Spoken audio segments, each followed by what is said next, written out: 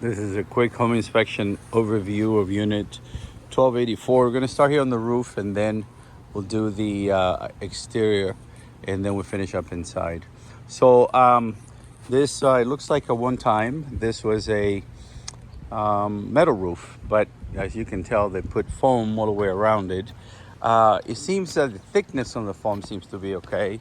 But then when you come to areas like this, it is not really smooth, and it appears that water, rain runoff might sit here before it actually drains out. So the problem with that is when water sits too long in one location, then you're going to get leaks underneath. So basically that the surfacing, how they resurfaced this area is not a smooth transition for the water to run off the roof.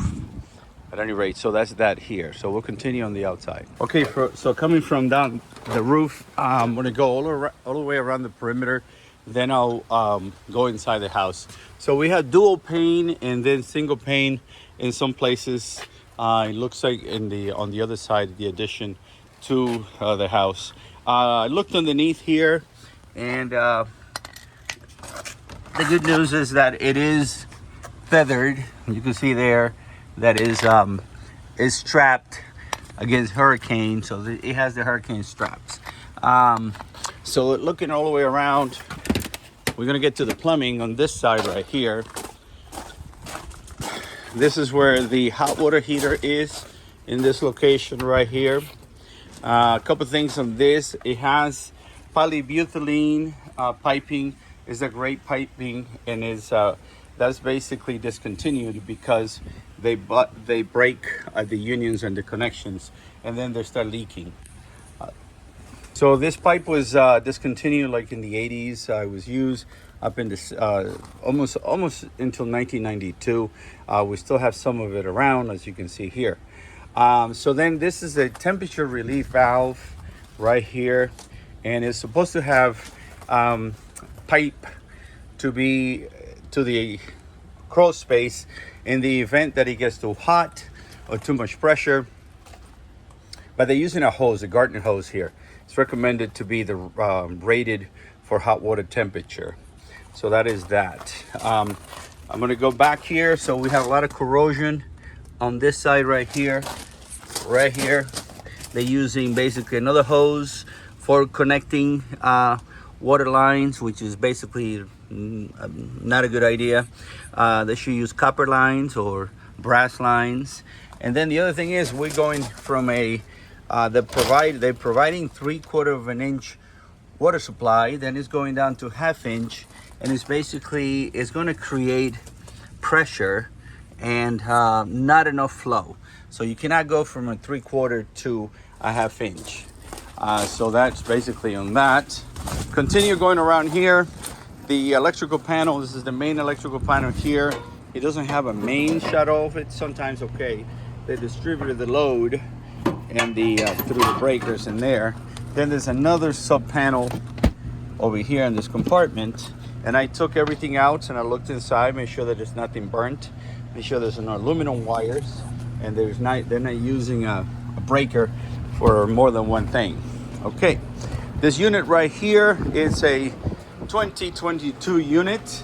It's a compact package unit, as you can see here, but it is too huge. It's too big for the space that it has to cover. So this is a 4-ton unit, and this will probably should get about a 1 ton, which is 1 ton covers about 500 square feet, maybe 2 ton for 1,000 square feet.